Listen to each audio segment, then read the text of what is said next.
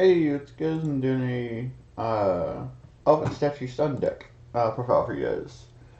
There's a lot that I need to talk about in this video. First thing of all is that I'm not taking the Elephant Statue Stun 2 regionals tomorrow. After talking with a friend of mine for a good portion of the day yesterday, um, and through more testing,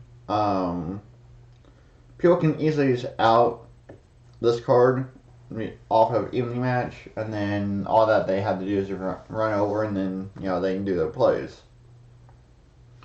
So that's why I decided not to take it. It's still really good, but just knowing how easy that my opponent can easily add it, um, then I would rather take something else that I've done well with in the past.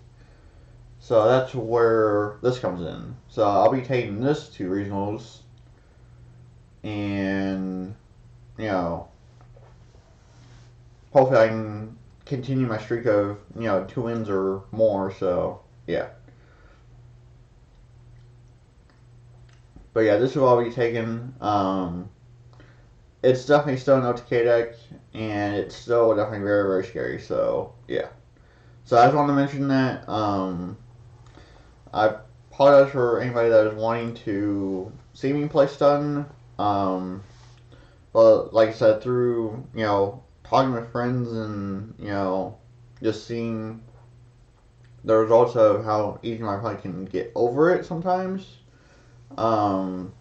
it doesn't give me a good feeling because this card slide in against almost every deck, especially Mystic Mine, and then people are sliding in evening matches, so that can pretty much just wipe my whole board. And then, like I said, all that they have to do is just run over this or wreck Eki, and then they're pretty much in the clear. So yeah. So for the deck profile, so King Tiger Wingu. So when a monster with 1400 attack or less is no more special summon, destroy those monsters with 1400 attack or less. This card must be face up to resolve the effect. So this is really good against like Orcus and a few of the Somnograte cards. So yeah, it doesn't do anything against Sky Striker or Thunder Dragons, but it's still a very good card. So, and then False Diana. I mean, False Diana, and it's standard. Your player can trust stone, so yeah. And then Elephant Statue of Disaster and Blessing. Now, I actually got a comment saying why do I actually run these. The whole point is to have him in defense, possibly with him, protect them with swords, wings, mirror shield, and then just attack with the elephants. You more want to attack with them, so that way if they get destroyed, then it's not that big of a deal. So because these aren't your win conditions, these are. And so if you protect your win conditions, then you'll have an easier chance of winning. So yeah. And then 2 Ash, and then 2 Droll. So yeah. And then Dark Hole. I could switch this out for Regeki on here. But I'm just doing what I was going to be playing at regionals. So yeah. I mean, I wouldn't have been playing this because I just ordered it just recently. So yeah. So Monster Reborn. Just to bring back your False Diana if it was destroyed or elephant. So yeah. Pagani. Just help get you to what you need. So yeah. 2 Twin Toaster.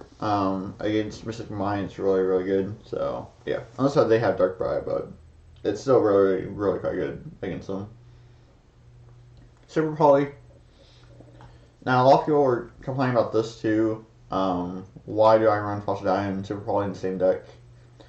Well, the reason is that you're supposed to activate Super Volley first, if you have it in your hand, if you can, and then you summon out False Die. So you play the one card first, and then you go for the other one. So yeah.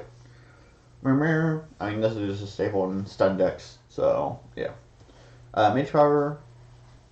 A few people were actually complaining about this too. Like, why do I run this?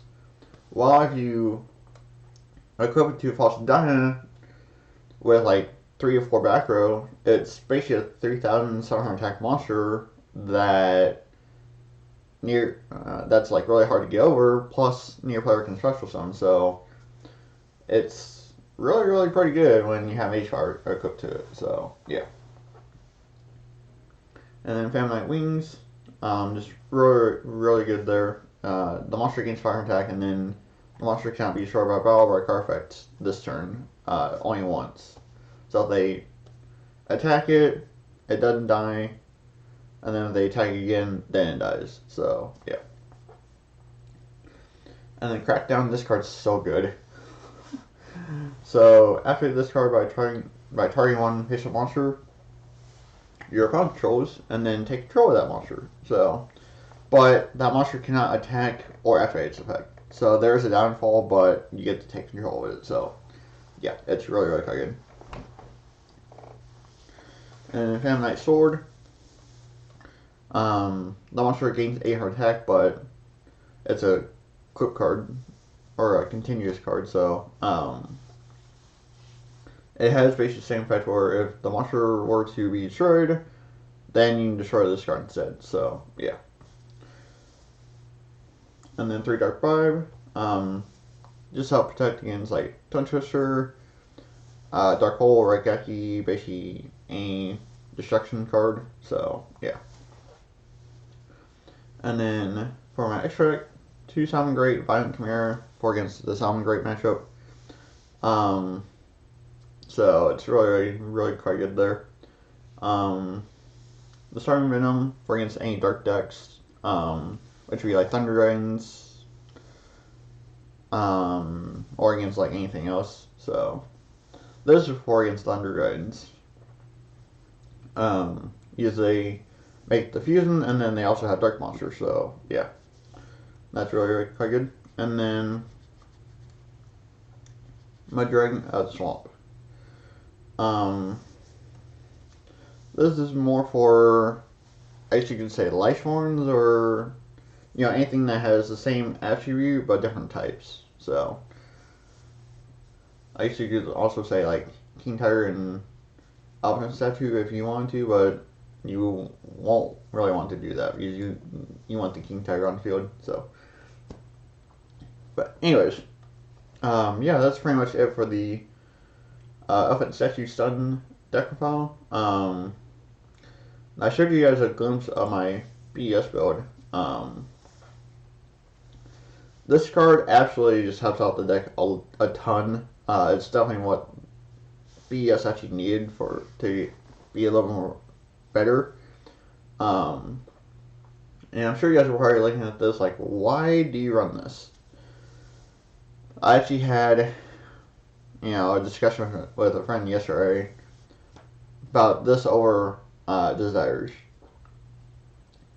So Desires, I always banish like maybe 1/4 to like half my ships, which is a-okay, and sometimes like a Zealous or Boss Rush, but when you're banishing your field spell, you don't want to do that because you need your field spell. Because it helps you get to your boss rush, plus also protects your ships from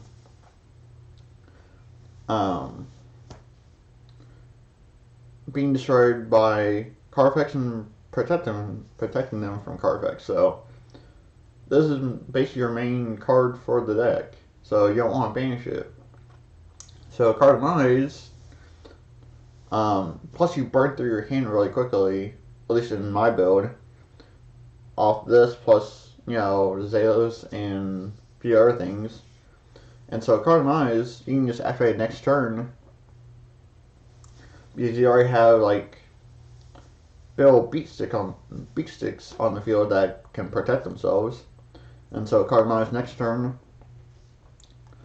and then you can draw into like maybe a Crackdown, Skill Drain, or like Dark Bribe to help protect this, or Skill Drain to floodgate the whole field. So yeah, I'll explain more in my deck profile, but that's mainly why I run Cardamize, is because you don't want to banish your Zalos.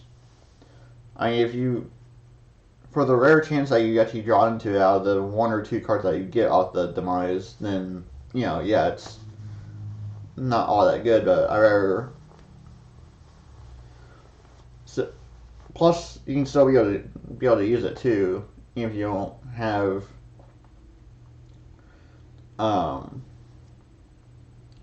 even if you already have the field spell up. So that's also the other thing too, is that you can get another boss rush to your hand if you need to, and then then discard. But the reason why you want to discard your ships sometimes off the demise is that this can recycle your stuff back in. So but anyways, yeah, I'll explain more in the deck profile. So but yeah, so that's basically it for the Elephant Statue Stun deck. Like I said, sorry for not taking this to regionals, but after seeing results of how easily it can be outed, I just don't feel comfortable with taking it. It's done really well, but just that backfire could just completely just screw me. So, yeah. So thanks for watching.